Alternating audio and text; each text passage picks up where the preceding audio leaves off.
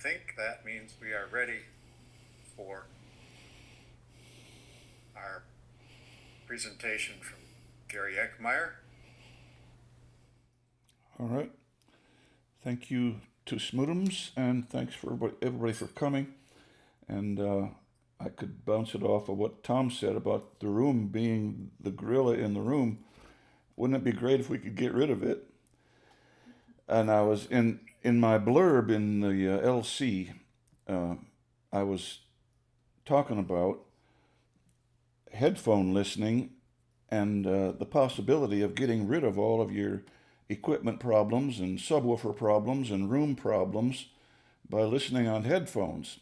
But the problem with listening on headphones is it doesn't externalize. And wouldn't it be great if it had a head tracker mechanism? Smootums was introduced to the Smith Real virtualizer, right?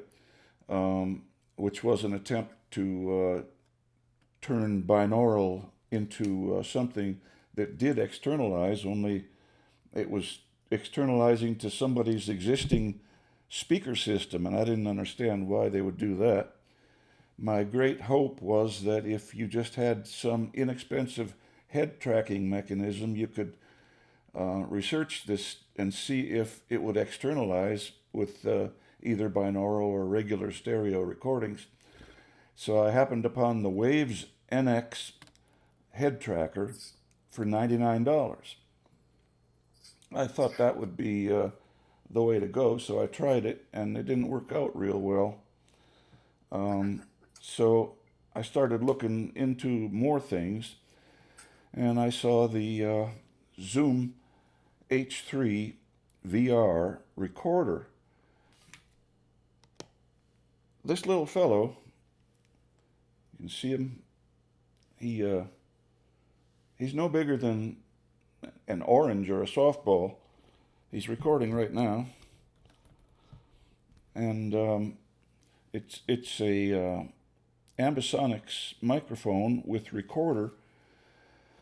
With a miniaturization is so amazing in these things nowadays, and the reason that I was alluding to all this is I turned 80 in December. And ain't none of us getting any younger, right? So I was thinking ahead to the problem of leaving my home and my system and my big room, and what would I do then? And wouldn't it be wonderful if this binaural on headphones with head tracking worked? You wouldn't need to worry about any of that anymore. You'd have the finest listening system around. You wouldn't bother anybody around you, and you'd be in business again. Everybody's learned how to miniaturize everything else. You could take your entire record collection and put it in a solid state hard drive the size of a cigarette pack. There's so many things about it that are so worth pursuing. And now the kids and gamers and whoever else is into this stuff, I've just started looking at it, are into VR, virtual reality. They're putting headsets on and going places and playing games in 3D and in full surround. They can look all around, as I understand it, and they can hear the 360 audio all around. How in the heck are they recording that stuff and producing those recordings and distributing it to people to have fun with it? I'm just interested in the audio part, really. So I also found those things cost like up to $500 and more. I found one for $31 that you can stick your cell phone into, and you can see some program material in 3D and virtual reality.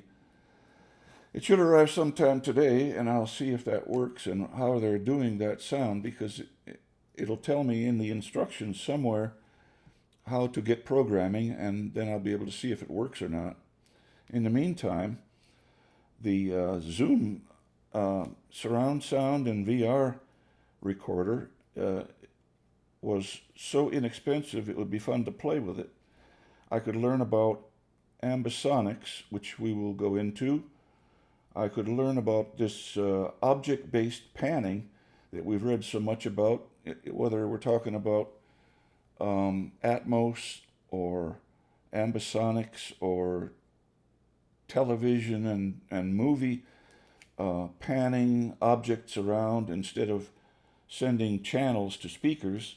It's completely speaker agnostic, which means you can tell the thing what direction to send a sound, and your surround sound system at home or in the theater will do that with this technology. So it costs $250, and it works. I'm saying that it's a fairly good recorder of audio, and if I can get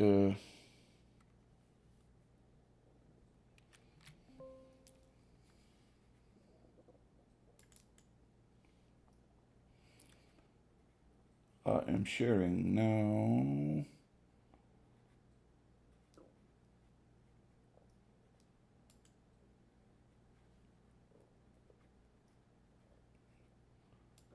Slideshow from beginning. All right, am I in? Yay. All right. This is Zoom H3 audio production. I'm going to use the process to tell you as much as I have learned about ambisonics and this little recorder. It's got, if you're familiar with the ambisonics mics, this is the first order 4-capsule mic setup there. It's standard ambisonics with mics looking in every little direction and capturing the entire 360-degree sound field, with which you can do a number of tricks. The recorder uses a little mini SD card and captures like over 20 hours of audio. Unbelievable. It takes 2 AA batteries, which go for over 10 hours. That'd cover any recording. So the first step is to record the concert. You put it on a stick and stick it in front of the orchestra, and you're recording the concert. What's more, it can be done with an app on your iPhone. This controls everything from starting and stopping to the gains. You can watch the gains as it's recording without having to stand up and look inside the recorder screen. There's a menu for selecting files and settings and everything. It can also record upside down or sideways or straight up as normal. What it's recording when you're recording live is the A format channels with those 4 capsules. And what they are getting is front left up, front right down, back left down, and back right up. That means not much right now, but it can take those ingredients and make sound out of them.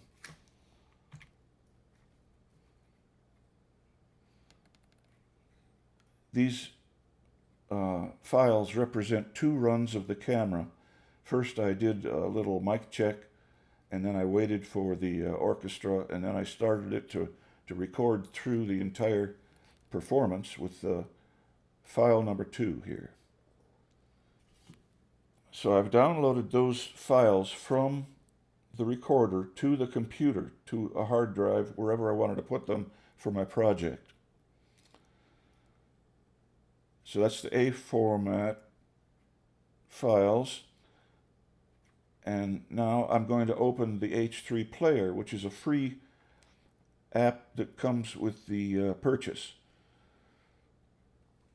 This is where all of the processing is done, converting the A format ambisonic files that are straight from the recorder to whatever else you want to do. It can do stereo, binaural, surround, or custom LR, which I'll explain a little bit later.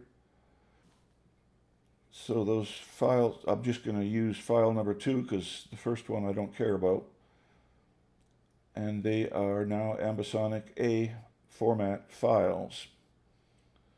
Then you press convert to ambisonics B type files. Those are the main types of files that it can use to make those 4 different formats that I showed you in the previous slide. It wants you to choose whether to use this, they call it FU-MA or X ambisonics B format files. That has little concern for any of us, except it just, the order of the files that you recorded with those 4 mic capsules will be in WXYZ or WYZX order for the math to work on making them into 5.1. Most programs I've found use the X, so you choose X and press on. The meaning of those letters is here. W is just an omni microphone pattern now. X is now a figure 8 bidirectional pointing forward, and then the others are left, right, and up, down.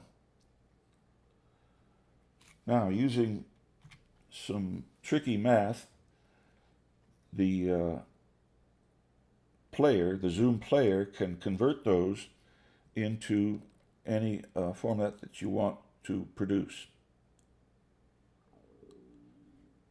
So now you save that to the project, and then you bring that back into the player to work with it, and it can do these. And so I'm going to do 5.1 surround. This globe icon can rotate your listener position or the field that you want to have recorded. It's absolutely amazing that you can plant this thing in front of the bands or orchestras or whatever activity you want to record, and then in post you can tell the mics to point to the left or to the right or behind you or up or down, anything you want, because the recorder has recorded 360-degree virtual reality everywhere. So what I'm going to do is press 5.1 surround, and it's going to output a new file to the computer that I will save in my project.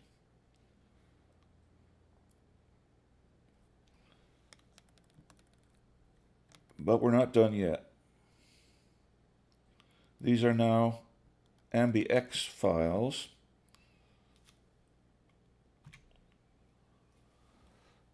That I'm going to use in Audition, Adobe Audition.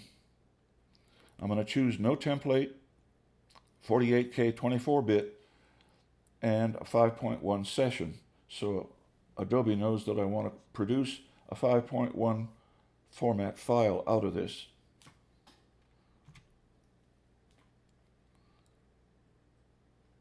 The AmbiX 5.1 file that the player created has 6 channels now. The math that the player used made it into left, right, center, LFE, left surround and right surround. And those, as I understand it, are going to be the standard format layout if you don't do anything with them, that you will play through your surround sound system in your left, center, and right, left surround and right surround speakers. In order to do that, we have to be able to steer the channels as desired to refine the direction that they're going. I have converted those to mono files to drag into the multitrack editing process.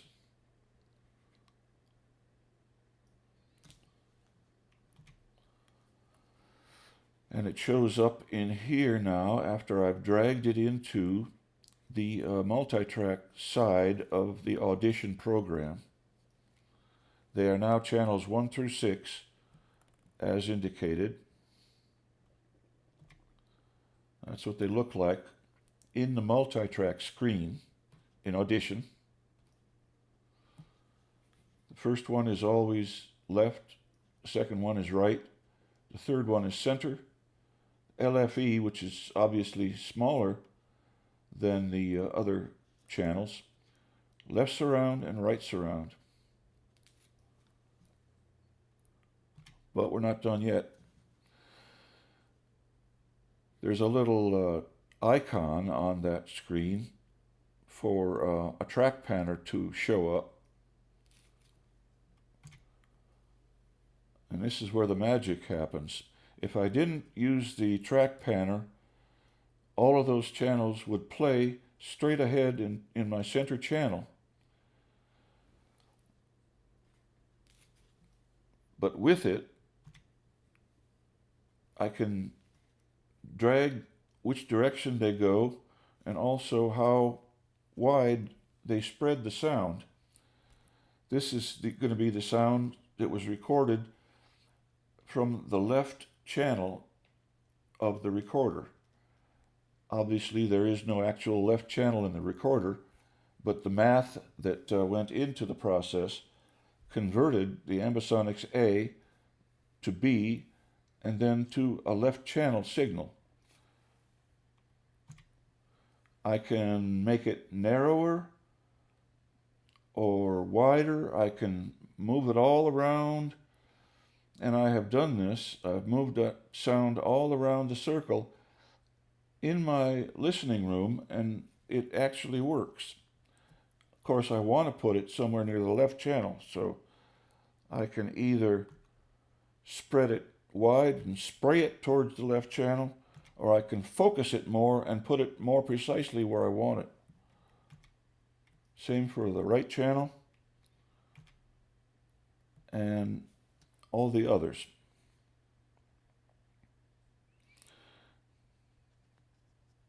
Now, we're going to go back to the big screen where all of the channels are, 6 channels, and I'm going to cut these songs. I can't see it because it's obscured by the gallery, but this is where you can run through all of the songs or numbers that you've recorded and cut them where they start and where they end, export them to a 5.1 file. Now they are on my hard drive in my project folder as the national anthem, an open and greet fun file where there's audience noise and announcements and everything. You can hear the full surround field. A song called Skater's Waltz, and all the rest of them. And then each one I can cut the beginning and the end, fade them in and fade them out, just like I want to hear them in my album. I have figured out how to take my laptop into my listening room and connect it to a HDMI line that goes all the way into my editing room and amplifiers, and I can hear what I am doing in the editing before I have to put it on a SD card and put it in a player or something. I can hear what I have done right now. And I can even see it on the big screen with my projector because that's connected to the same receiver. It's almost easier to see it up there than down here. But I can hear it on my speakers that it will be playing on when it's done. And that's how I could tell what that track panner was doing when I was editing and get a little more familiar with how to do the editing and panning and everything else that goes with it. How do you play a surround sound file? I'm going to output it to a SD card that I have connected with an adapter into my computer with a USB port. Just put them in whatever order you want and put them in there and put them in a folder. Do whatever you want. But now all of your music is in here. I'm going to stick that SD card into an adapter to go into my Blu-ray player, which has surround sound output to the receiver.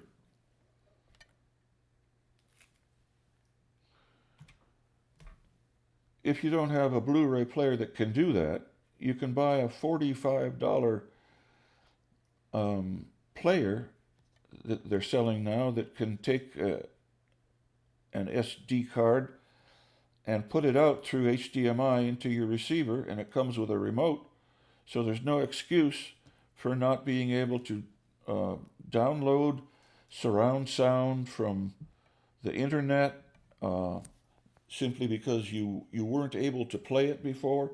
If you have a home theater or a Blu-ray system that can play surround sound, then you can play your music that you've recorded with the Zoom.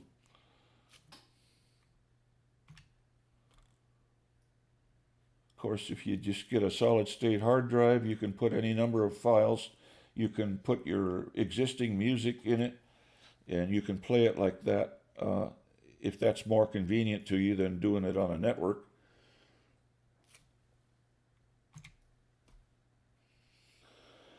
There are other types of mixers than Adobe Audition. This is from Waves. It's the NX. It's the first one that I got when I got the NX head tracker, and it hooks up to your headphones to track your head movements, and it shows your head here and your speakers, and you can use their mixing system to move sounds around a little bit. Not as flexible as with the track panner, but it works. It didn't impress me with its binaural sound and realism, but this is another optional mixer by Rode. They use different techniques of moving the channels around and outputting them.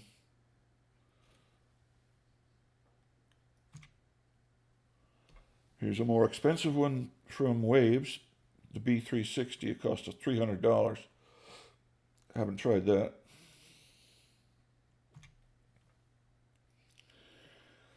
So that was Ambisonic's first order, editing and playing, but there's more. If you're a professional doing VR or movie sound or whatever, I don't know what all they can do with it, but higher order Ambisonics has more capsules. This is a Sennheiser. It looks like it's still just a first order mic, but there are various ones, but they cost a bit more. If I could read this. In studying all of this and in actually doing, I've learned a little bit about Ambisonics anyway. It has from 4 to 49 channels possible. Second order Ambisonics has more mic capsules on the mic, and it's capable of outputting 9 channels. Third order, 16 channels, and it goes all the way up to sixth order, which can record 49 channels. We already covered this, front left up, front right down, and all that can record the entire sphere. First order Ambisonics X B format has 4 channels, W, X, Y, and Z, representing, we've covered this already, 4, aft, left, right, up, down. And then the math plays with those and converts them to stereo, 5.1, Binaural, in their binaural conversion, they actually are using an HRTF. Um, it's not going to be your HRTF, but uh, I've got great hopes for it. um, some mixer software converts it instead of a left and right mono channel, it converts it to just an LR, which you can then spread wider or narrower. It's just a different way of doing the same thing. And that's, if that's not confusing enough, here's a chart with the different mics. The Xylea is a third order, which would have 16 channels, not necessarily 16 capsules, mind you, but it'll end up being 16 channels. Oh, it says 19 capsules. The core sound is a second order that has 8 capsules. I think they call it the octomic. And again, that would produce 9 channels with 8 capsules. Sennheiser sells one. It's a normal one, but it costs a lot of money. And the Zoom H3 is an entire first order recorder and virtual reality recorder that can do it all for you to play with. That's all I know. And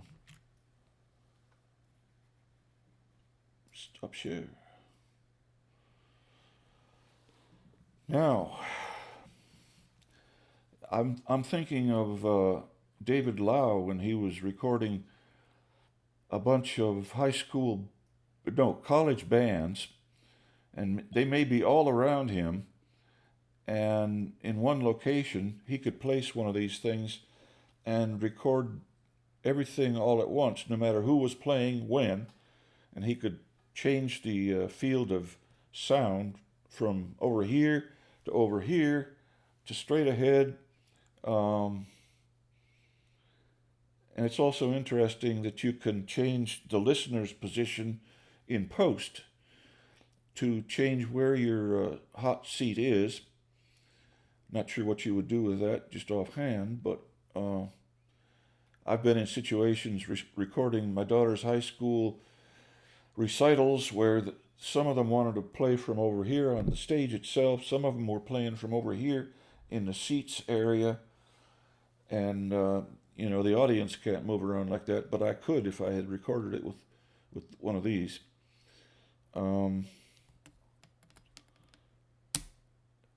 All right, I guess I'm open to any questions now. That will be my presentation. Thanks, Gary. That was really filled in a lot of blanks for me. I enjoyed that. One question I have: you said that you could define an arc of space. Say instead of putting something in the left location, that you'd have some angle, narrow angle, or a broader angle that you would place something. How does that actually work in practice? Does it put the sound in equal measure in these speakers? I mean, I'm having trouble resolving that exactly what. It isn't a night and day difference. It is theoretically able to place a sound halfway between your left speaker and your left surround speaker. And I can hear that. And I made a test recording in my room by running around the room with my ringer and clapper and my voice. And I went 30 degrees left, then 60 degrees left, and then 90, and all the way around the compass rose to see how accurate the playback was. And it was pretty darn good, all the way to about 120 degrees. And I would be able to do that even better if I could do the editing live now than I did before. But it's quite an accurate placement.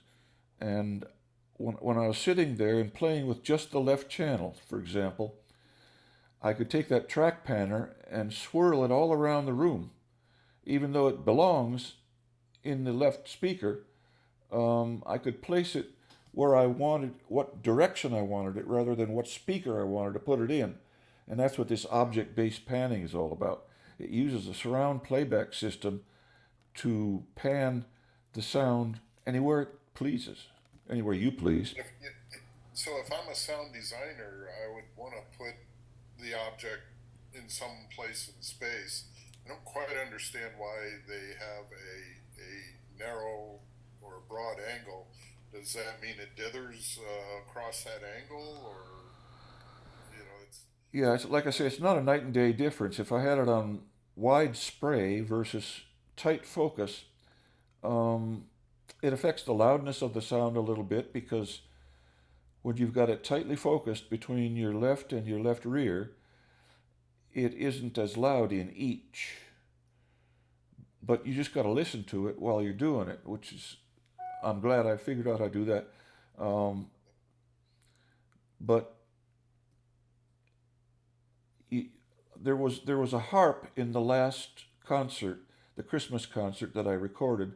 The harp was on the left side of the sound stage, and with my other microphones, I was able to place it over there in my room where it belonged.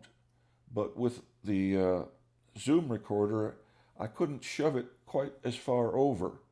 And I'm going to try to figure out why that is as I explore further with taking it to the rehearsals and stuff and doing some experiments. But it's quite effective and a lot more versatile than my MS recording technique with the big mics. And it sure would be a lot easier to go there with just a recorder on a stick, and you plunk it down and you start it recording, and you have your way with it at home. okay? Well, thanks again, Gary. That, like I say, it filled in a lot of blanks. I wasn't sure, how you got it to a 5.1 and how you downloaded it so that the receiver or the Blu-ray player could properly interpret it. Well, I want to get you over here to help me with some of these experiments. Yeah, let's do it. All right. Gary, my question was, how does it sound? I mean, does it sound like you're actually at your concert hall? It's pretty good as far as surround sound goes. I played the sound from the MS from the big mics that I recorded in MS mode, and I played the Zoom, and I go back and forth, trying to decide which one is better or if one is better, and it was very hard to tell. There seems to be a little bit of low frequency self noise. You know what I mean by that? It's like when you have an LP rumble or something that you can't tell whether it's better bass response or self noise, but you can get rid of that with filters if it is self noise. Um, it's a very good recording. Um, so I'm gonna keep trying. I see David Lau there. Hello, David. And if I can dig in kind of where you tempted me, or it's still okay in describing in thinking about what you described, putting the mic in the middle of the band with different sections around the band, which you know I've done with a marching band. I keep coming back to the question, or in my mind, the concern that there are two parameters that the ear brain uses to localize sound. Amplitude is one of them, and arrival time is the other. And your MS, as I understand your Zoom, XY, any of these use amplitude but deny any arrival time difference. So even if you were to aim your microphone, call it your spotlight or your searchlight, as you've described, you still don't get any difference in arrival time. So if I go to your suggested ability to aim to different sections of the band that might be surrounding your Zoom recorder, I need proximity. I need the inverse square law. Distance to the section in my back pocket to get any mixable separation, discernible separation. Is that making sense? In other words, I can't be the same distance away from all these sections. Partly because, I'm sorry, the trumpet section is just a lot louder than the clarinet section. So I have to move a lot closer to that clarinet section in order to achieve what you may call an unrealistic balance, or an unnatural balance, not unrealistic, but to get beyond what might be the natural acoustic balance, to get more clarinets against the trumpets in that example. So does that make sense, Gary? Yes.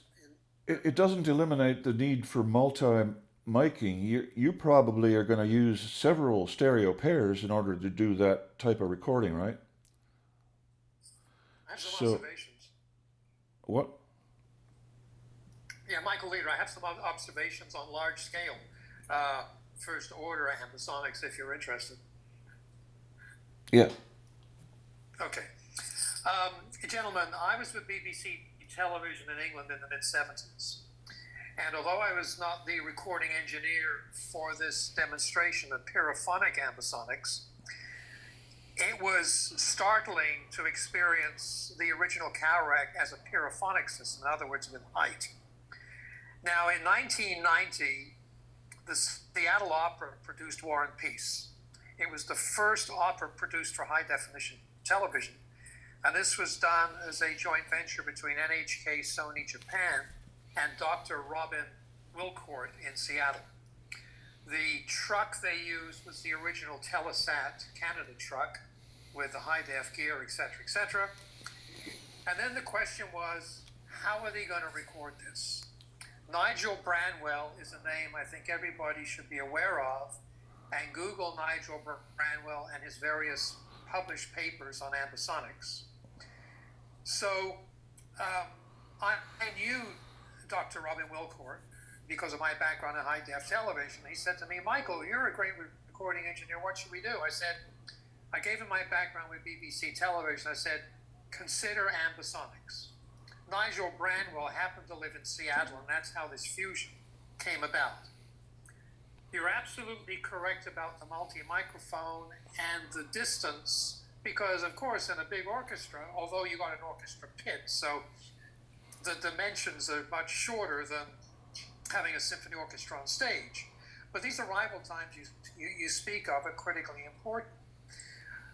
I have a dear friend who's probably among America's best classical recording engineers. His name is Ed Kelly, lives in Arlington, Virginia. And when you listen to his, this is now 20 years ago when I was with Electro Voice, multi-microphone recording techniques in symphonies, he was one of the very first to apply delays. And the spatial ambience, and as to how does it sound around his recordings, are so enormously different from even a single mic pickup, multi-mic pickups, and of course the multi-mic pan-potted pickups. You've now compressed the 20-foot depth of an orchestra into the depth of a piece of Kleenex. So, back to 1990 and ambisonics, multi-microphones were absolutely necessary. And I was not the recording engineer for the event, but the multi-mics that were placed in the orchestra were a combination of MS and XYs. And I think they actually had two Cowrack systems.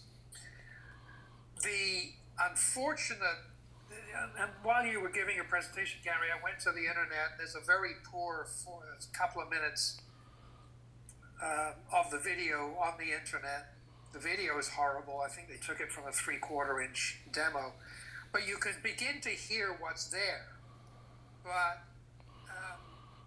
to experience ambisonics really well done, and of course I'm talking about first order now, is quite astonishing. Gary, I think you might agree that there's a unique spatial transparency around it over XY or MS, which I like, I've used it many times, or ORTF. So that's my brief few minutes from a perspective that's very, very large format and dynamic from the Seattle Opera and the uniqueness that I experienced in 1975, I think, which was with the paraphonic version of the Cowrack ambisonic. So I hope what I've shared with you has helped someone. Yeah, you're talking about a larger environment than I have had any experience with. I'm talking about a church and just starting to experiment with this stuff. But all I'm saying is that you have more options with ambisonics and a recorder like this than you do with a simple stereo mic setup. David is talking about the need to make some judgments with extra pairs of mics in a situation that you can't place a recorder in a single position to record some types of events. So yes, it's more flexible, but it's not going to solve all these more complicated problems. If I could chime in just a couple of seconds, Gary. One of the things that you might encounter in recording on location in any kind of space is HVAC noise. And literally what you have is you really have to get rid of stuff below 20 hertz. Now I know if you're going to record a big pipe organ, it's going to be 16 hertz, but you can cut it off below that to get rid of all the HVAC noise. That's something that I've run into time and time again when doing recordings in large, spaces, churches, cathedrals, etc. Now the other thing that I find is absolutely amazing is that for the princely sum of $249, you can have a totally digital recording system with ambisonics, and it's just about as good as you're going to get. I remember when I went to an AES convention in New York, and there was a 4-channel recording of a Calrec that I was allowed to mess with, and when you could change from ORTF to MS and to all these other kind of things after the fact was just amazing. And to think, but the thing was, the machinery and all the microphones and the processing was tens and tens of thousands of dollars. And now you can do it with something that you can hold in your hand for $250. It's amazing to me. Thank you very much. Any questions, let me know. I wrote to Zoom with some questions that I had, and I've got the answers here now from an email. The LFE channel. I didn't know where in the heck they got an LFE channel from my recording, and he says it's just a digital crossover. Sounds below a certain frequency are then designated to the LFE. So I guess you can increase or decrease the bass response in editing. The software was not designed with 7.1, which I would like to have even though I only have a 5.1 system, because the placement of the sounds toward the rear of me were not as specific as I would have liked, because I could convert to 7.1 if I had a recorder that could do that. VR recording. If anybody knows how they do VR recording or what the differences are, for example, with binaural, we're talking about facing your head in a certain direction. And you're able through HRTF and frequencies and whatever else the human hearing mechanism uses, you can place the sounds around you if you stay where you are. And with binaural on loudspeakers, there's no problem with head movement. because the loudspeakers stay where they belong. With it on headphones, you need a head tracker, and hopefully that will have the same effect of not moving the whole sound with your head. But what is VR like? As I understand it, it's able to record sound all the way around you, not just in front of you. And if you turn your head backwards, you'll hear what's going on back there. And that must be a more realistic binaural type sound than ordinary binaural. But I don't know. That's why I'm buying this $31 headset, VR headset. Find out how they do the sound and what it sounds like. But it does. This system does not have a way of editing VR. You know how it has binaural and stereo and 5.1 and custom LR, but it doesn't have VR, and it's called a VR recorder. Gary, I have listened to my son's VR game, and the one environment that I was in, I was actually in a house with a high ceiling, and I could look to the right and I could look to the left, and I could hear sort of the room echo noises. But then I would turn to the left and I opened the sliding door and walked out onto the patio, and there was a stream with water running over the rocks, making that gurgling noise. And I could look toward it and hear that sound, and then I could look back toward the house and go back inside, and it would take the sound wherever I was looking and moving my head. The sound was as if I was in that virtual space. How real was it? It was very real. In fact, they were holding my hand because I was walking around in my house. Yeah, well, you can define the limits of where you can go. I was not, I could look down at my feet, and I could look up at the ceiling, and I could look at the walls, but I wasn't looking at my house. I was looking at this virtual world, which was a kind of a mansion sort of a thing that had this patio, and so it was pretty amazing. I've got to get one. When I was in Best Buy, they said you could go any place in the world and stand there and look around. Yeah. Yep. Wherever I looked, and the sound followed it, and somebody had created a completely three-dimensional space. Yeah. There is a footnote to that. You've probably heard Apple sells some very expensive earbuds that have the capability of a stationary sound field. In other words, you turn your head and the sound field is still in front of where you started. In other words, it follows your head or it doesn't. I believe it's switchable. And I believe it may be related to some of their immersive or spatial audio sound files. And what I've heard from my son and other people just watching some YouTube videos, some people love it, some people hate it. To some people, they find, it's immersive and impressive, as Randy describes, in that you turn your head and yep, that stream is still over there where it was before you turned your head. And some people find it a gimmicky waste of time. So it may or may not be. It seems to be a personal kind of thing. Yeah, that's an expensive thing too, right? Yes. And I don't know what mechanism do they use for a head tracker in that system in the phone? Have to ask Apple. Could it measure Carlstrom's turntables rotation? Yes. Yeah. Who knows? Lots of accelerometers. No. David, as you were talking about your recording, this is the microphone that comes with the Chunov processor. Yeah. It has the tall capsule in the center and the three around the outside, and that's intended to be able to identify when you set the azimuth perfectly.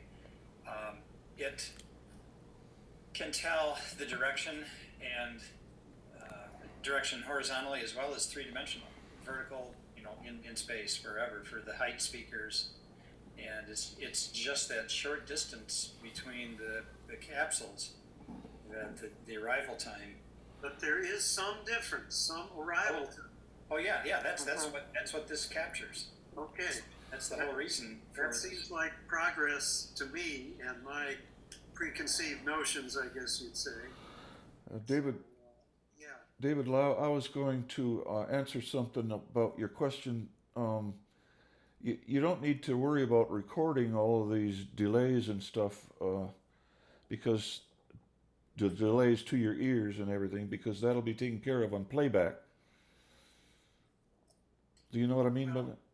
I can't accept that, Gary. That's the bottom line. I can't accept that because unless I go physically closer to the clarinet section that I'm describing as quieter, to get extra presence, to get extra, proximity via the inverse square law, all of that stuff. Yes. I don't care where you steer a microphone that's too far away, it's not going to give you enough presence to be able to mix those up or down in a meaningful way. Right, okay. Yeah, we experienced that with the Seattle Opera, that it was necessary to have multi-spot mics, either as MS or stereo pairs, throughout the orchestra. Yeah. And as an aside, when they played War and Peace in the Ed Sullivan Theater, it was in there for a few months, they took the B channels ambisonic, and they found it was necessary to have a center channel to center the center action on the screen. So they used a Dolby SDU4 as a playback processor. And although, of course, there would be some errors in feeding a confused LTRT into the Dolby processor, from what I understand, they had very good playback with the center image firmed up. But that's obviously not the ideal. We found the same thing at BBC, by the way. While the spatial ambience was wonderful, it lacked that anchor in the center. But anyway, back to the microphones, David. Yeah, I agree with you. Spot mics in these large orchestras are necessary to deal with the time delays arrival, so you're not squashing up an orchestra to the thickness of a piece of Kleenex. But Michael, back to your question. If they had in fact used, you mentioned MS earlier. Yeah. If they had an MS in that section, I can't believe that would need a center mic because the M is the center mic. Well, they had the center channel in playback in the Ed Sullivan Theater. They used the left, center, right.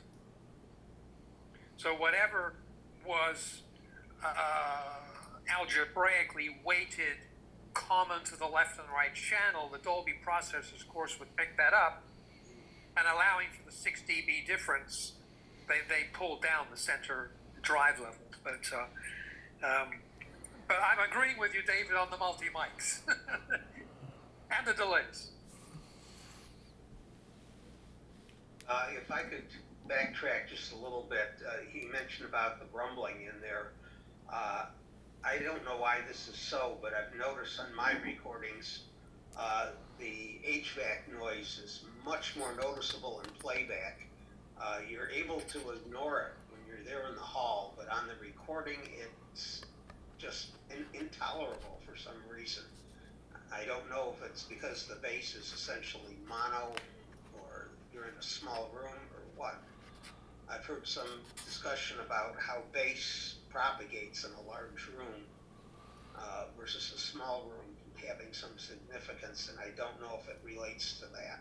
I don't have an explanation. I just know that HVAC noise is always a bigger problem in the playback than what you heard in the hall. Would that not be, Dennis, what we've called or heard called for years, the cocktail party effect, which is simply when you're there live, the ear brain can tune in on what you want to hear and tune out what you don't want to hear, which may be a competing conversation, or it may be that HVAC rumble. At least tune it out to a point where you can ignore it.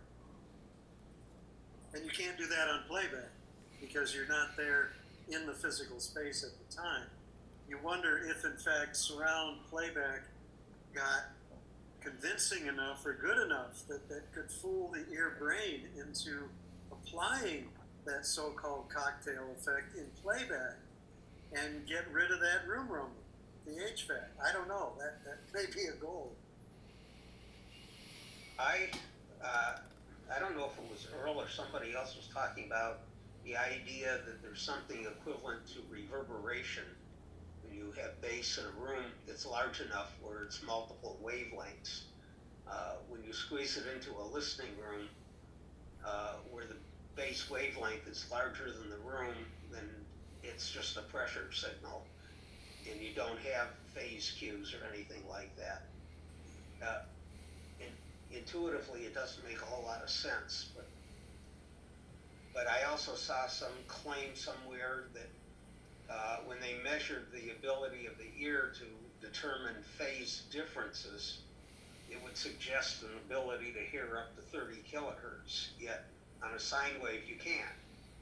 So there's some more processing going on in our brains that we're in the wrong dimension to understand. Were you looking at the orchestra when you were? I mean, you were in a live presentation initially before listening to it in playback. I go with a cocktail view, which is when I'm at a symphony, I'm not listening for. I mean, my eyes are focused on the orchestra or particular sections of the orchestra, and it basically filters out a lot of the surrounding noise. You're not aware of it. I wouldn't say it filters that because that implies manipulation. Right, but the ear brain is able to ignore it or deal with it. Right. Are we looking at maybe a difference in the NC values of a live recording in a church versus a more modern day concert hall where the NCs might be 25 and lower?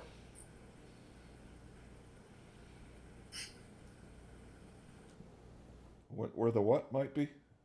Well, noise criteria, where the low frequency noise level in a concert hall, the majority of, I mean, even in Russia, the Mariinsky Theater, I can't hear the air conditioning.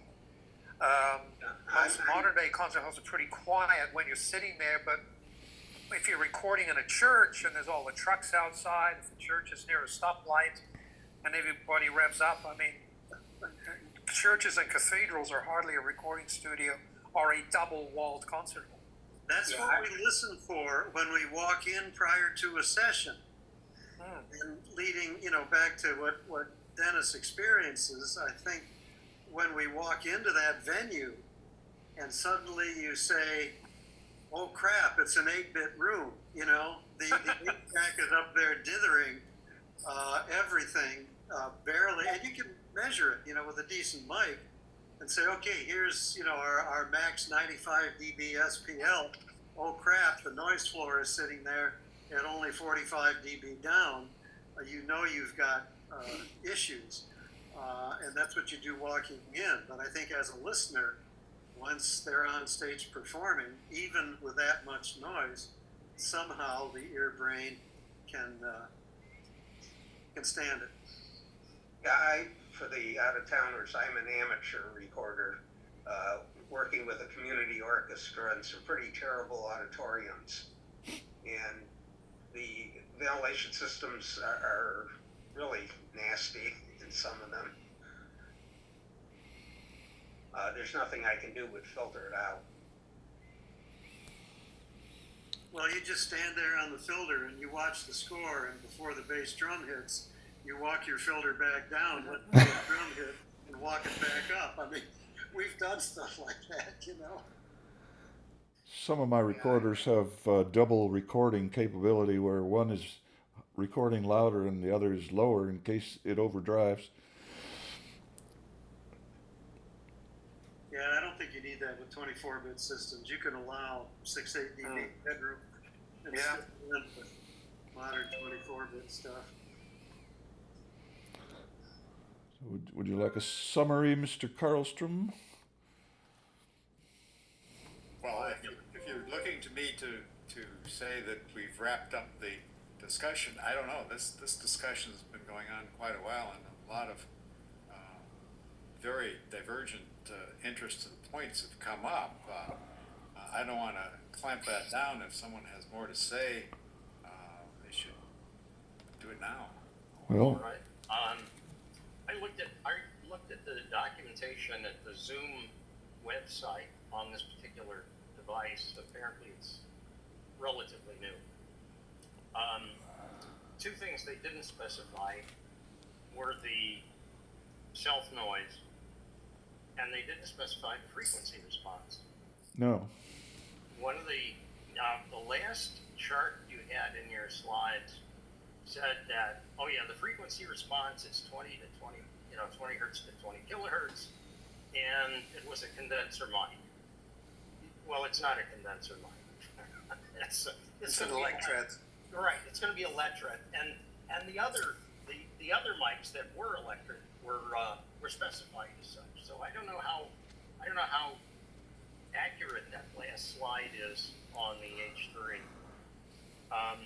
One of the big expenses, probably the biggest expense on these ambisonic microphones, is that all the cartridges have to be matched both in amplitude and phase across the entire frequency spectrum. And when they came out and said, oh yeah, we have selected microphone elements, which I think was in the documentation, without specifying the frequency response and without specifying the phase response, that's how you get things down to $250 because the electronics is almost free. So it would be interesting to find out what the actual values for those are. You're going to be able to produce an ambisonic A or ambisonic B, well, the ambisonic A stream, but it may not be as accurate as what would be considered a professional mic. I mean, there's a big reason why these things cost as much as they do. I haven't seen any reviews of the recorder either, or measurements or anything from outside sources. But one thing about an ambisonics microphone array is they have to be absolutely coincident for the process to work. So that's why they're always arranged on a spherical pattern. They're supposed to be super cardioid, but the fact is they not only have to have the pattern and be in this tetra mode, tetra orientation, but they also have to have equivalent phase to amplitude response. I mean, that's the whole secret, if you will. And because you're not going to be able to do mathematical processes on things that don't have the same phase response, at least not present things accurately. So you may not get all you want out of this. I mean, it may be functional, but it may not hit all the highs. It may not hit all the lows. It may have some burbles. I don't know if they have a microphone compensation curve, anything like that. There were pieces missing that should have been in the documentation, and that would be the next question I would ask the Zoom people. Can anybody show me the calibration curve for this particular ambisonic microphone? I can get that out of can a I- $20. Can I use an REW system to check like frequency response of a recorder? What I don't know. Very rudimentary, probably, to check simple frequency response. But you need to be in a more anechoic area if you're going to test the microphones, and what source you're going to use to check to verify the microphones. I mean, we all know that there's inexpensive electret microphones that perform very well. I think one of the better ones available for many years is the Shure SM81, and I think they even still make it. It's an electret, works well, but the counteract polarizing voltage is very high. The gold sputtering on the membranes, on the diaphragms, it's scientifically, done with meticulous attention to detail. And all that, of course, as somebody else said, contributes to the exotic cost. So, when we compare, I think even the new versions of true condenser microphones from China to a Neumann or whatever, the unit-to-unit consistency from the Chinese microphones is horrible. Although the sound comes out of it sounds very pleasing. Which one? Well, there's various microphones from China. All of these new look-alike Neumann U87s and things. Some are better than others, but the unit-to-unit consistency is not very good. Okay, I'm just looking at the fact that we have measurement microphones that we know are absolutely flat, and then we have this new recorder microphone. Is there a way to compare the response of something between those two microphones to see if the zoom is a lot worse than the measurement microphone? I got a UMic 1 for my REW. I think the problem of what is your source, Gary, you have to be anechoic, you have to have a perfect source. Now, you could have an imperfect source where you do a comparison between the two mics, but you're losing some accuracy there. I wouldn't really want to try. I'd rather ask Zoom if they will give us some more specifics. Yeah. I mean, I played with my Shep's, Studer Shep's microphones, comparing it with the measurement microphone that came in my Clark Technique analyzer. Okay, this is not an accurate scientific evaluation, but simplistically feeding the Shep's, doing a level match into my RTA, which of course is time blind, they look very close, but how close is close? Half a dB is not close enough. But the problem is looking at the off-axis response. That's the key. Not the on-axis, the off-axis response. Yeah, and the position in the room. Oh, yes. My assistant engineer purchased a pair of, I think they were Behringer Omni condensers. I think they were under $100 a piece. And he and I looked at each other and said, do we dare compare these to your vaunted B&Ks? And for in our symphony concert last year, we put the two pair up on a stand side by side. And it was humbling to hear how close those $80 Behringer sounded to my vaunted B&Ks, but whatever. Don't forget, an omnidirectional microphone technically is the less challenging to make vis-a-vis a super cardioid card. But I completely agree. I've heard these $80 microphones. They're quite astonishing. Yeah, the difference is that in 10 years, the B&K will still be within calibration. Well, I hope you're right, Jerry. Mine are probably 30 years old now. They're the original 4007s from B&K and 4006s. Yep. And I've got the original wooden boxes with that fitted curve that goes up within a dB or so, 40 kilohertz. and those things, you mentioned electret condensers, sounded like a bit of a put down. Oh, no, not at all. Okay, good, because those are electret condensers. Face it, there's no polarizing voltage in those B&Ks, and I couldn't believe after putting in a humid pocket once in a while to put them up into the attic and hang them, that they haven't in fact discharged. They still work.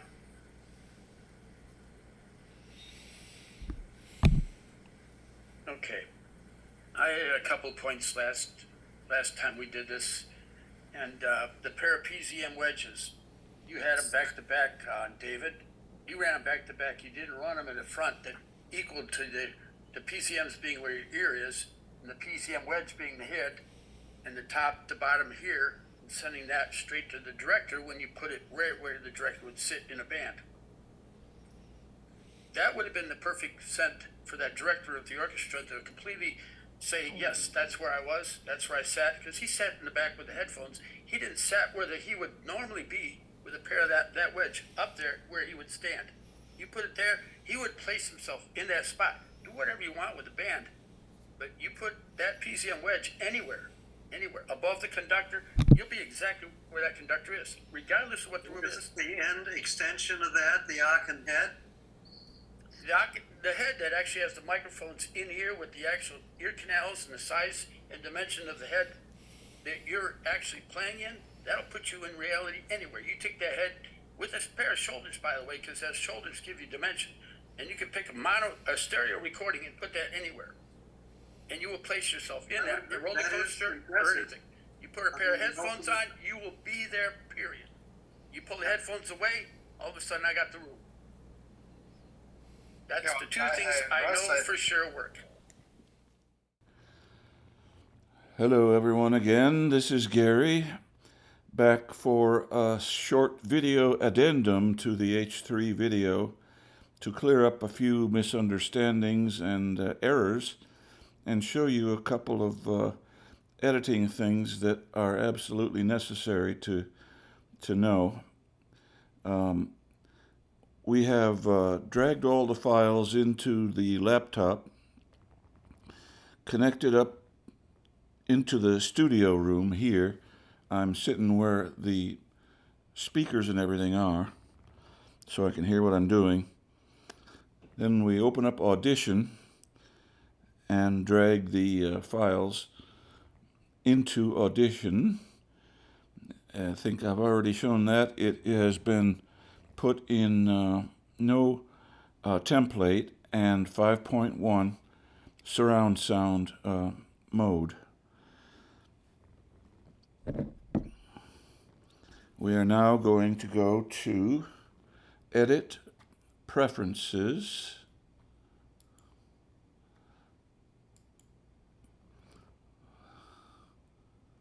Audio Hardware,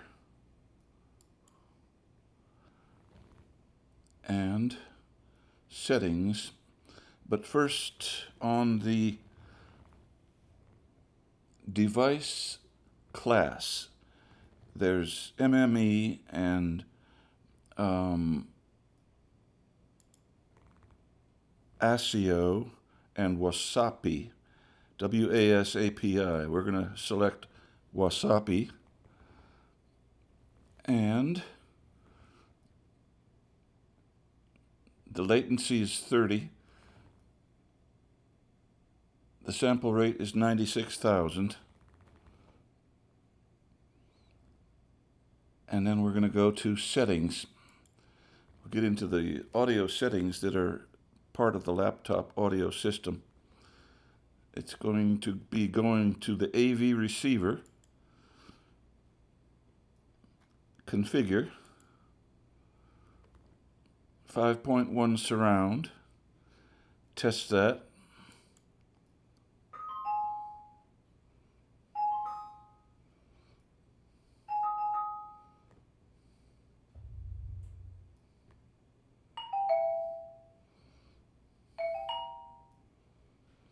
All the sounds are coming from the correct speakers.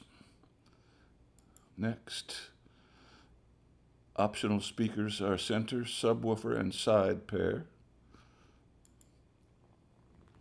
Next, full range speakers are designated as front, left, and right, and surround, even though they're not.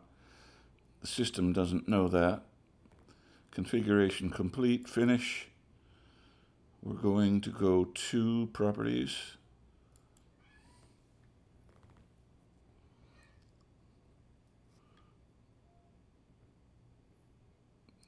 HD audio driver for display audio. Supported formats. It's got all the formats for surround sound in there.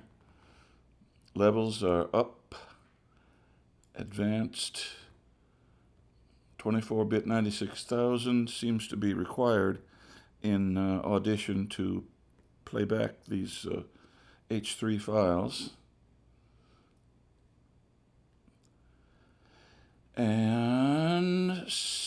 spatial sound is always set to off. Okay. Okay. And then we go to audio channel mapping, and if we are really lucky, they all fall into line. The left, center, and right are going to channels 1, 2, and 3. 4 is going to 4 LFE. 5 and 6 are going to left and right rear. So when we go to the program, they will play from the correct channels, and when we steer the track panner, they will go to the right area of the room.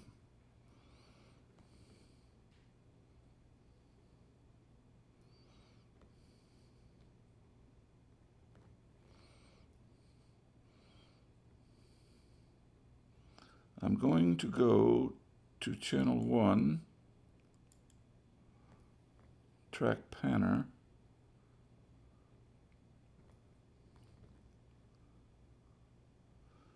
I want the stereo spread narrow.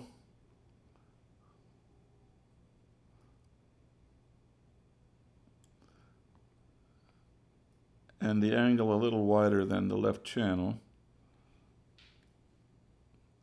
Center channel, or right channel rather, is got a narrow stereo spread and an angle of 70 degrees. Center is straight up, narrow spread.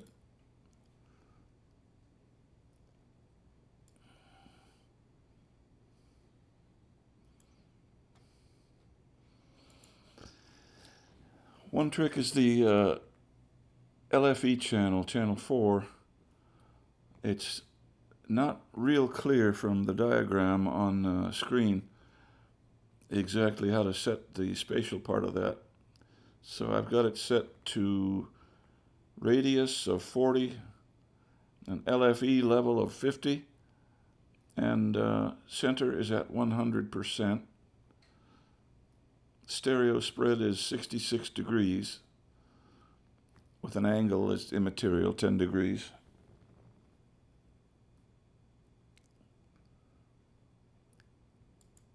Left rear is panned a little bit farther around the horn than the left surround channel. And right rear, similarly on the right. I've got the LFE set to 30 on all channels, and that seems to work out by ear when I play the music. Let's play a little bit.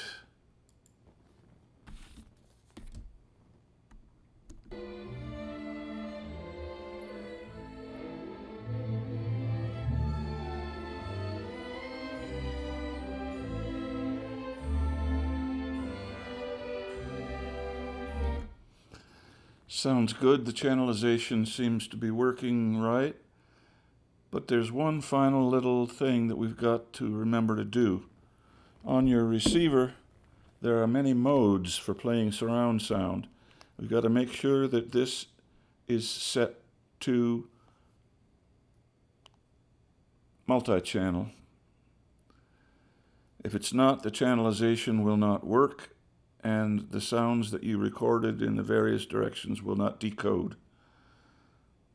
From there on, we've simply cut the songs, exported them to a WAV file, which is then a 5.1 surround sound file, and then done the fades at both ends and saved them to a hard drive.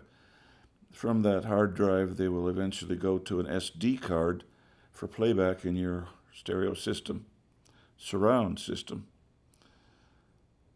That's my story, and I'm sticking to it. Thank you very much.